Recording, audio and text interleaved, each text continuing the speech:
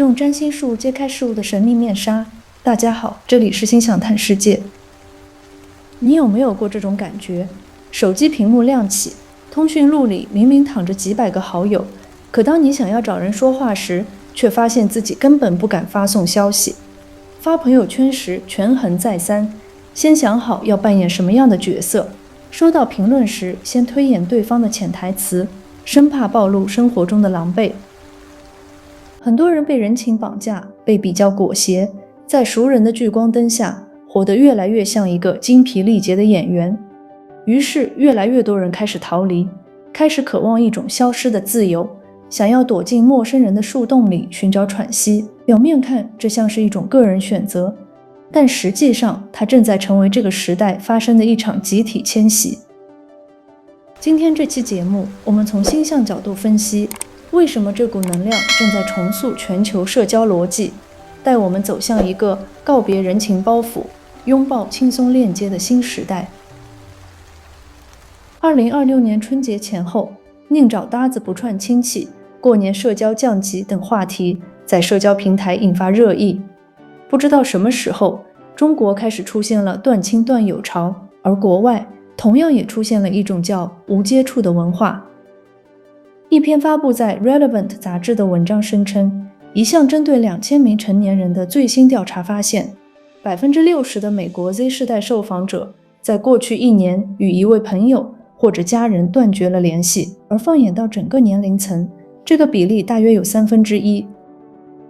这说明断绝关系已经不再只是少数人的极端选择，它正在成为一种新的社会现象。从中国到海外，不同国家几乎都出现了相似趋势，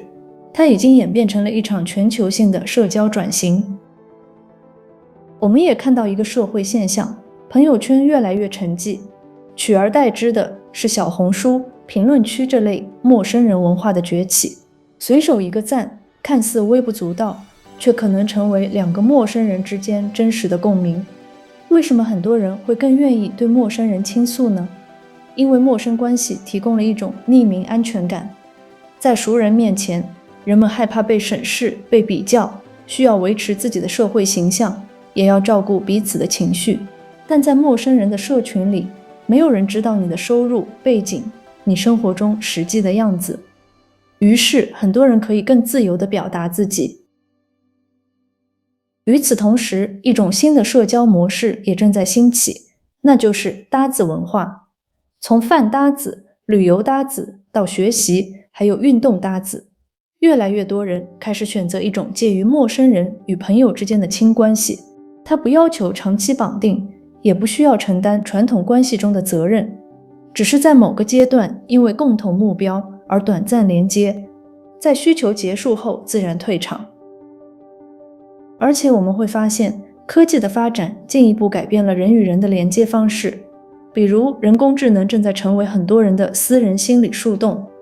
如果说陌生人文化改变了人与人的连接方式，那么 AI 就把这种趋势推向了极致。它全天在线，不评判，不八卦，也没有情绪负担，能够承接很多无法对熟人表达的复杂心绪。这些社会现象背后，其实都指向同一个趋势：人与人的连接正在变得更自由、流动。那么，为什么这个时代会出现这样的变化？从占星角度来看，我们正在进入群星分元素时代，尤其是天王星和冥王星形成的拱相位，这2颗行星的碰撞直接拉开了新时代的社交革命。占星学中的外行星本身就象征着集体意识和社会结构的长期演化。试想一下，在传统的熟人社会里，我们的每一次互动都像是在完成一项 KPI， 要维护面子，回应对方的期待，准备见面礼物，要考虑人情和感受。过去的关系是以水元素和土元素的情感与利益为导向的，靠恩情和亏欠来绑定。但冥王星进入水瓶座后，首先推动的是群体结构的重组。过去基于血缘、地域和身份形成的固定圈层，正在被新的兴趣、价值观和共识型社群取代。今天，人们不一定需要通过传统关系找到归属，而可以通过算法和互联网，在庞大的网络中找到真正同频的人。比如像各种疗愈社群、女性创业社群、知识共享社群，现代社群越来越细分，每个人都可能找到属于自己的组织，这让很多人开始渐渐淡出传统的酒肉朋友，甚至是疏远的亲戚。然后我们来说说天王星在双子座，它改变的是人与人连接的媒介。传统呢，依靠的是固定场景维持的沟通方式，现在逐渐被及时的信息交换、多元社群和网络连接取代。天王星双子给予人们一种更大的流动自由，你可以随时加入一个社群，也可以随时离开。比如今天你可以参加一个摄影社群，明天加入旅行搭子群，这种关系不一定需要长期维系，它是在信息交换还有兴趣连接中不断流动。而且天王星双子也改变了表达方式和沟通对象，很多人开始发现，在陌生人面前，自己反而更容易表达真实想法，因为吐槽就是单纯的宣泄，纯粹的共鸣。你可以和陌生人玩梗，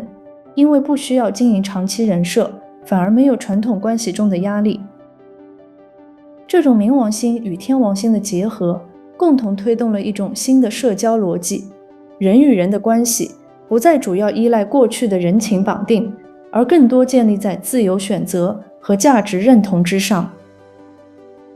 实际上，这种社会变化不只是占星学可以解释，社会学100年前就已经观察到了。社会学家齐美尔在《大都市与精神生活》中曾经观察到，城市生活带来了大量复杂刺激，为了保护自身心理，人们逐渐从情感主导转向理性主导。这种距离感看似冷漠，实际上是一种心理保护机制。城市社会中的劳动分工也让人与人的互动越来越理性计算。这就解释了为什么很多人通过主动保持距离和匿名化，在庞大而疏离的城市森林里获得了一块属于自己的精神领地，也释放出了更多个人特质和独立精神。所以我们面对的不只是集体心理演化，更有科技发展的叠加，把我们推向一个更加原子化的社交时代。当然，这种时代转型对不同星座的人来说，感受也会不同。接下去，我从12星座的角度来讲讲应该如何适应这个时代的新社交节奏。对于水象星座，比如巨蟹、天蝎、双鱼的朋友，或许是此次社交转型中最容易感伤的人群。当社交开始变得理智、轻盈时，水象星座最容易感到一种被推开的感受，人群渐渐退去，旧有的联系变得疏离，失落感有时会演变成一种被时代背叛的感觉。所以需要理解，链接没有消失，只是换了一种形式。社交模式转向了信息共享，学会接受这种适当的疏离，对水象人来说是未来几年的修行。对于火象星座，也就是白羊、狮子、射手座的朋友，你们是这场时代的破局者。面对这种流动的社群结构，你们的适应期很短，能迅速找到新的起点，在新的领域中扎根，主动融入让你感觉舒适的社群，对火象人来说是如鱼得水。你们的自信来源于自身内核和能力，而不是外界的标签与人脉。对于风象星座，包括双子、天秤、水瓶座的人群，你们无疑是这场变革中的时代宠儿。因为风象星座本身就是信息、沟通与多元连接的代言人，面对这种无缝切换、碎片化、极度依赖认知共鸣的社交局，风象星座几乎不需要任何调整，就能在每一个圈子中游刃有余。你们掌握着新时代社交的逻辑，可以在人脉中自由流动，比如轻松地从一个群跳到另一个群，在不同的阵营中掌握话语权，有机会成为新时代连接万物的中心节点。最后是土象星座，也就是金牛、处女、摩羯座的人群来说，这场变革会给你们带来地基重构。因为土象星座习惯了稳固、持久，有着明确规则的旧体系，当这些旧的、看得见摸得着的社会结构在冥王星的魔力下逐渐崩塌，